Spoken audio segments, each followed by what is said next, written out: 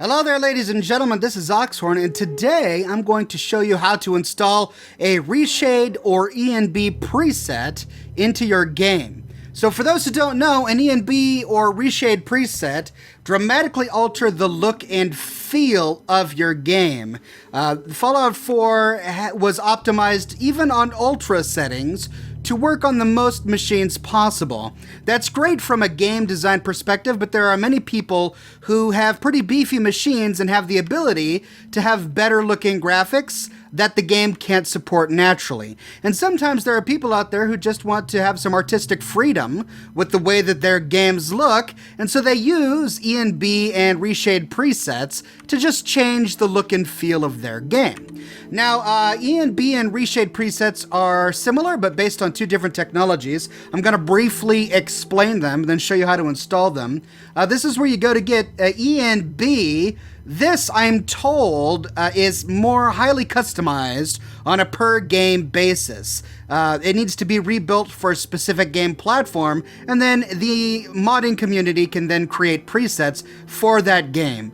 ReShade, however, is something that's designed for a wide spectrum of games. It has a large community, and it basically works on layers. It creates a series of different layers that it stacks on top of your game to change the way the game looks. Both have very large communities of people who are creating presets that can work in a wide variety of games. Now for Fallout 4, you can download ENB and ReShade presets on Nexus Mods, and there are categories for each. Here's the ReShade presets category, and you can see all of the most popular ReShade presets. You can filter by most downloaded to see which ones are the most popular. That can help guide you in your selection. And the ones that I've experimented with in the past have been ENBs. I haven't used a lot of ReShade presets. I've used a lot of ENB presets. In my videos, you typically see me using Vogue ENB. I've had this one installed for a very long time. I'm really pleased with the result. In the past, I also used Subtle ENB, and the reason I chose these two is because sometimes an ENB or a ReShade preset can have an FPS hit on your game. It can make your game a little bit more laggy and can reduce the frame rates. Now, both Vogue and Subtle are so minor, they make such minor alterations to the way the game looks that it didn't really alter the way my game felt, which is great for doing a lot of video. But there are some presets that can dramatically alter the way your game looks, including, let's see, what's one? Here you go, vintage film looks, or another one here, cinematic film looks. Both of these try to recreate real-world film styles, the way different types of film look in the cinema, which can kind of bog down your machine, but they're wonderful for creating screenshots. But I typically choose a preset that I can have on all the time. So today, I want to try something new. I'm really happy with Vogue ENB and Subtle ENB, but I want to try something new. So today I'm going to try installing Uber Fidelity Suite by Preston Dortch Zioratha. And I probably butchered that, but by Preston. Anyway, the reason I'm installing this is because the author has been advertising it as something that stays true to the artistic direction of Fallout 4 while driving the maximum fidelity that the creation engine is truly capable of. And I really like Fallout 4 and the way that the developers designed it. I do want to stay true to the original artistic inception of Fallout 4. I just want to take better advantage of the creation engine, of the engine that Bethesda used to create the game, because I have a pretty beefy machine that I built myself. So, as you can see, there's your before and after shots. I'm going to show you how to install this, and then I'm going to show you what it looks like in the game. Now, first things first, this game recommends that we install a mod called Darker Nights. He tailored the way that this preset works with Darker Nights installed. So let's go on over to Darker Nights, and let's download with the manager. You can download and install it manually if you really want to, but it comes with a faux mod that I think is helpful when installing it. Now, I already have it installed. I'm going to uninstall it and reinstall it just to show you how it works. And this is the faux mod. It lets you choose between 6 different darkness levels. Now, this is a comparison image. This is the darkness level in vanilla Fallout 4, and you can see why this mod exists. In vanilla Fallout 4, every night is a beautiful starlit, moonlit night. which is nice, but sometimes you want things to look a little bit more dark at night, as it would be in real life, since there are very few street lamps in Fallout 4, for example. Now you can go all the way to the darkest, which I think is a bit too dark, so I'm gonna go with, let's go with level 3. Makes the Commonwealth reasonably darker, so that's this medium level right here. Now this section right here is miscellaneous options. This will darken the earth, but it will not darken the sky. It leaves the vanilla sky. That doesn't make sense to me, so I'm not going to choose that. And then 24/7 mode makes it dark all the time. Yeah, that's not the kind of game I'm going to play, so we're going to skip that. The next section is if you have DLCs installed, and I do, so I'm going to choose both Far Harbor and Nuka World, and I'm not using any of these mods listed here. These are patches for other mods in the game. I do not use weather mods or fog out or any of that, so I'm going to choose none.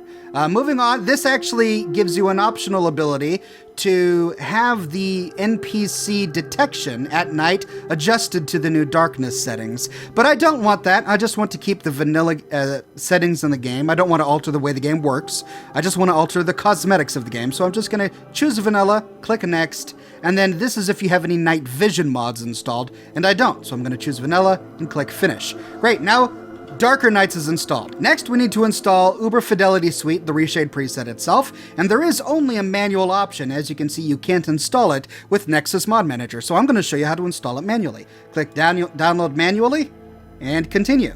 It's 43 megs, so I'm going to go ahead and skip forward a little bit. All right, so here we are. I downloaded Uber Fidelity Suite. This is my downloads folder, and in the mod, we've got two different options, and then here is my Fallout 4 installation directory on the right-hand side. Now, unlike most mods, we do actually install this ReShade preset in the Fallout 4 directory, not in the data folder. Typically, we go in the data folder and we install our mods here. Here are all of the ESPs for all of the mods I have installed. But remember, we're installing this ReShade or ENB preset directly into the Fallout 4 installation directory. Now, all you have to do is choose the one you want, select this, and drag it on over. And that's it, it's installed. Now, because I already have an ENB installed, I need to uninstall that before I install the mod that I want. So first I'm going to make a backup folder for my ENB. I'm going to call it ENB Backup 2. And then I'm going to go down the list here and select all of the files that I installed with my ENB and back them up in my ENB Backup folder. There, now that it's backed up, I have no ENB or ReShade preset installed, which means now I can install one of these. Now we have two choices, Original or Grim. I'm guessing that Original tries to kind of maintain the look and feel of original Fallout 4 the most, whereas Grim gives it sort of a grim feel, which sounds really interesting to me. I want to try that. So I'm going to copy and paste. There you go, and now it's installed. One more thing, I want to be able to alter the toggle button in my game so that I can toggle the effects on or off to see the difference. The default setting is to scroll lock, but I have scroll lock bound to something else in my game, so I'm going to open up the common.config file in ReShade using Notepad++, and this is the toggle key. It was originally VK scroll. I just changed it to VK back. That way I can simply press backspace to change the settings in my game. Once done, we can launch Fallout 4. There you see in the upper left-hand corner, it says ReShade 1.0. That means that it's been installed correctly. But notice these big black bars at the top of my screen. That's a cinematic option with this preset, which I actually don't like. So we need to turn that off. Thankfully, the mod author has given us instructions on how we can remove this manually. To do so, we need to open up the sweetfx.config file using Notepad. Scroll on down to the border section and change the setting Use Border from 1 to 0. Click Save, and that's it. And there we go. Now back in the game, we can see that the border is gone. Let's go ahead and load up a game save to see how this preset looks in the game. And wow, here we are. What a distinct difference, ladies and gentlemen. I hope you can see what I'm seeing here pretty well. Things look much more harsh. I guess grim would be the right adjective for this. Things look more grim. Let's use backspace to turn it off. And there we go. This is what it looks like in vanilla Fallout 4 without any ENB or ReShade preset. You can see that there are more browns and earthy tones. Look at the trailer here. It kind of looks more brownish. Then I turn on the ReShade preset, and man, look at that. It kind of washes it out, makes it look a little bit more gray, a little bit cooler, a little bit more blue. It gives the world of Fallout 4 a distinctly different feel. It's interesting. I don't know if I want it for all of my videos, but it certainly is a great look. Now, one question we need to answer here is, how does it affect our frame rates? And to do that, we're going to load up Fraps. There we go. I have my FPS counter in the top left-hand corner there, and it says that I'm running 39 frames per second, which is interesting because I typically do 60 in places like this. Let's turn off the ReShade preset and see what happens. Oh, wow. Okay, we went from 39 to 54. That's pretty intense. Looking this way, we've got 52. Turn it on. Wow, okay, so that's more than 10 frames per second that we lose with this preset enabled. Now, I have a suspicion that it may have something to do with the weather, so let's change the weather to a sunny day.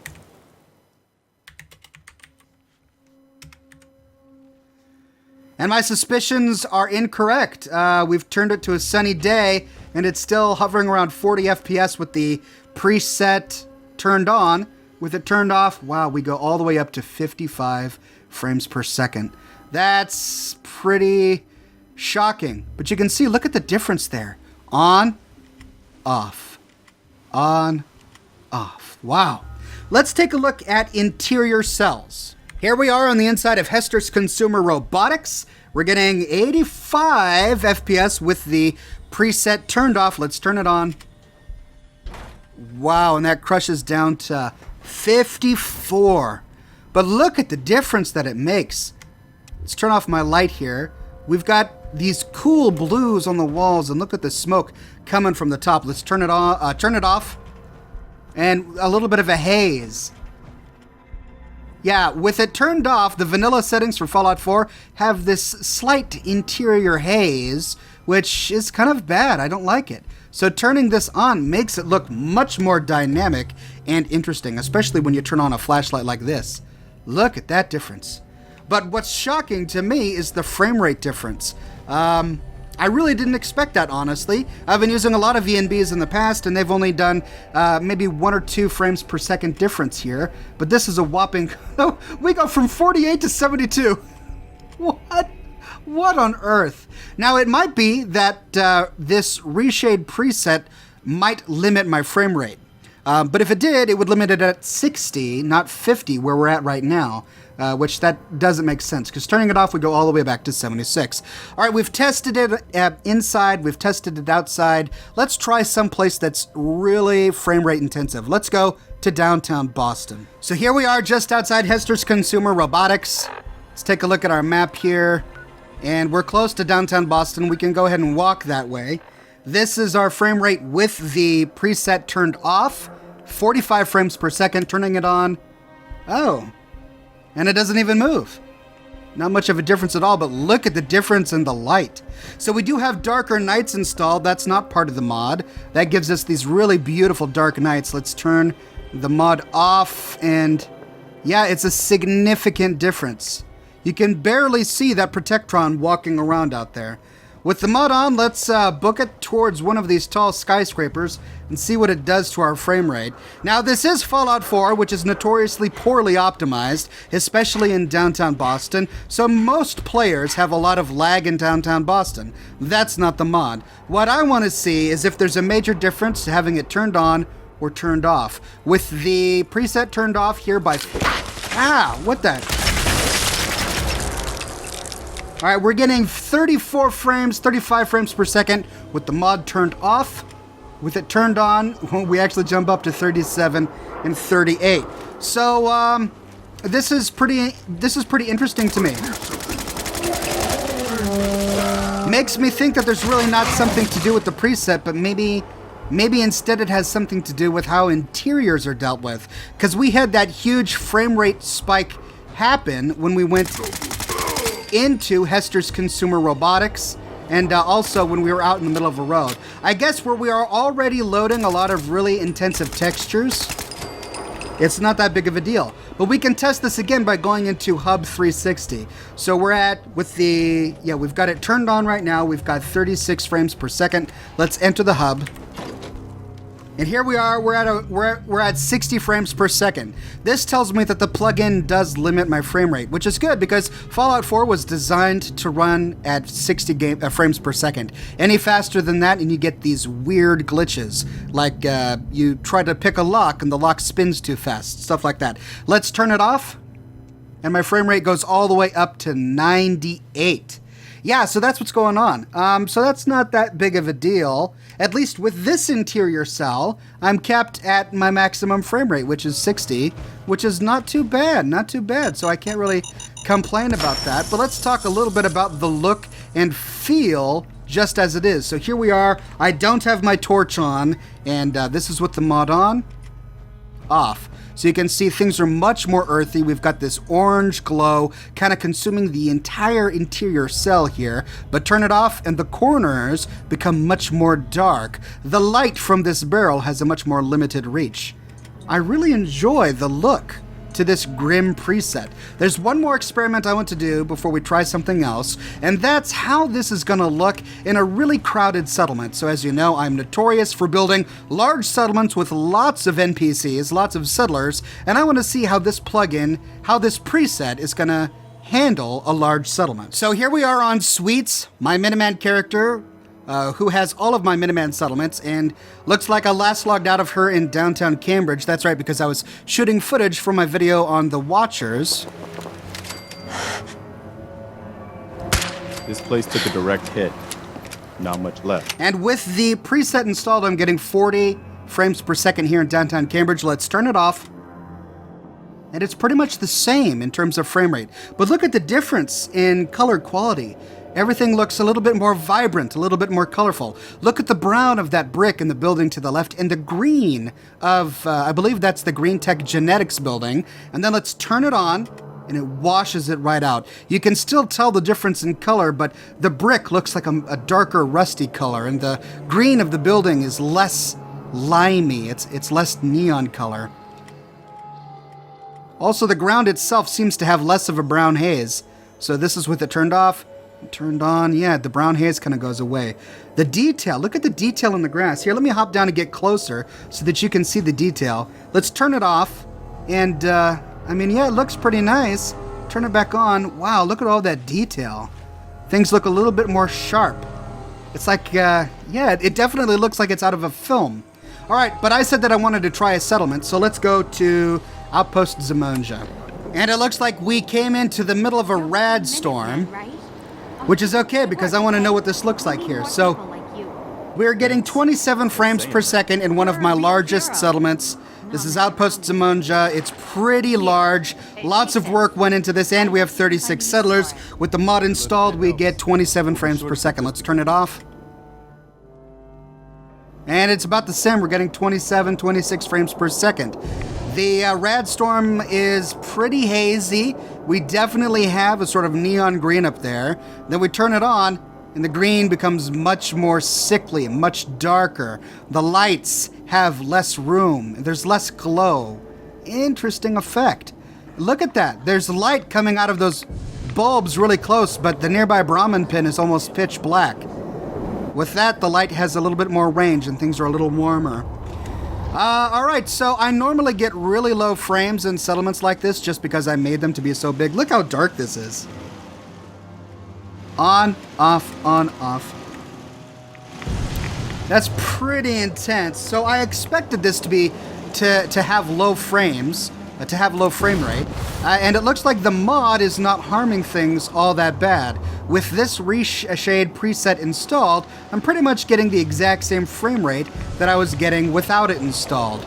So this is telling me that, I don't know, large places with high textures and a lot to load are impacted less than places where there are not a lot of textures.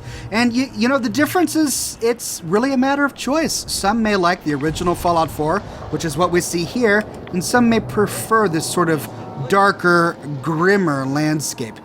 But you know what I want to test now is I want to see what the non-Grim version of this mod looks like. So let's go ahead and install the other version that came with this mod. So here we are. This is the Grim folder. Let's go back to the original folder and let's install this one just like we would normally. So let's copy the entire contents of the folder, going over to our Fallout 4 installation file or folder, and then paste it.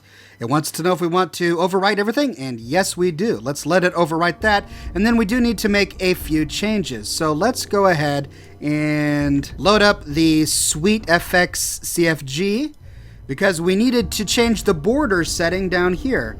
Default is set to 1. We want that to be 0. So let's save that. And then the next thing we wanted was common. And the toggle key is set to VK scroll. Let's change this to VK back. That'll make sure that we can toggle it using backspace. And then let's relaunch the game. All right, this is the non-Grim version in the same place we were last time. And is it just me, or is it actually darker with this installed than the Grim version? So this is it turned off. As you can see, there's a big, thick radstorm haze out there in the distance. Turn the mod on. It cuts through that radstorm haze, but man, is it dark. That is significantly dark. You know, it may just be the weather. Let's change the weather real quick. There, it's a beautiful sunny day. This is what it looks like at Outpost Zimonja at 9 in the morning with the mod off, and this is what it looks like with the mod on. Okay, so it's a distinct difference, and I do like the difference. Look at the difference in the wood texture. Off, things are a little bit more blurry, colors are a little bit more vibrant. Turn it on, and things get a little sharper. Let's check one of the areas that we've inspected in the past. So that one road where it was rainy, let's go back there and see how the Grim version compares to the non-Grim version. All right, and here's where we started the whole thing. This is with the preset installed, and this is with it turned off. Yeah, it's a subtle difference. It's going to be hard to see. So let's run an experiment here.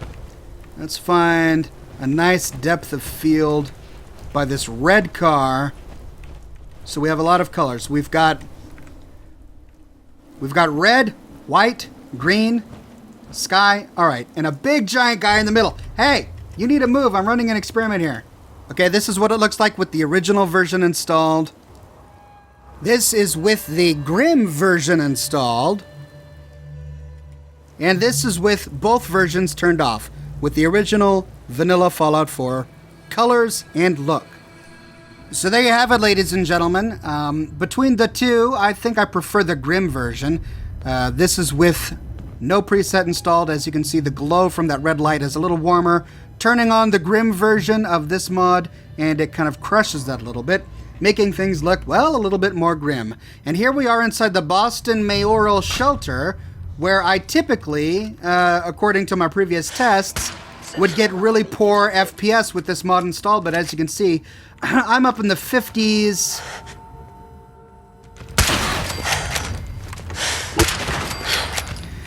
With the mod turned on, and then when I turn it off, of course, it jumps back up to the 80s. This tells me that there is an FPS limiter with this mod installed, and that's a good thing because we want to keep things under 60 FPS when playing Fallout 4, and I love how dark this is. Look at that. Oh, that's so great. Turning it off, and yeah, you can see much more detail. You can see much more detail, even in the dark, but with it turned on, it's like pitch black. It's certainly spookier. That might not appeal to everyone, but it certainly appeals to me. So I'm going to be trying this out for a short period of time. Well, ladies and gentlemen, let me know what you thought about this video in the comments section below. I've been getting a lot of questions and requests from people who had questions about ENBs and how to install them, whether or not they're good for your game. And I think that they're a lot of fun. I'm sorry for console users who can't install stuff like this, but PC users should be able to find some that'll work on any machine. If you're interested about the specs of the machine that I'm using in this video, check out the description. I actually produced a video just on this machine's specs as I was building it, in case you want to build one yourself. And, hold on a second, business to take care of. Whoa, and even in an inferno, we're getting pretty decent FPS. Sweet. Anyway, thanks for watching, everybody. Let me know your comments in the comment section below. I read all of your comments. There it is, even in the smoke. Did you know that I recently released a new line of t-shirts? That's right, I released a brand new line of t-shirts. They're Oxhorn inspired and they are Fallout 4 inspired. You can find a t-shirt for your favorite faction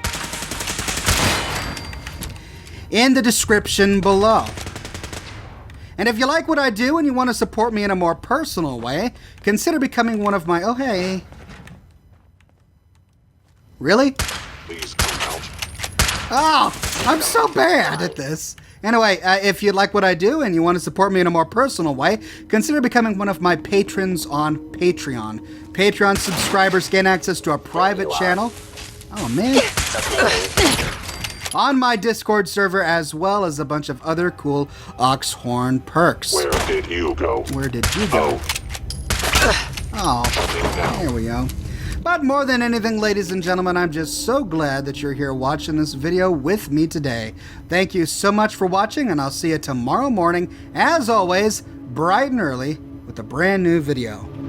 Off, on. Off, on, off, on, off, on, off, on. Off, on, off, on, off, on.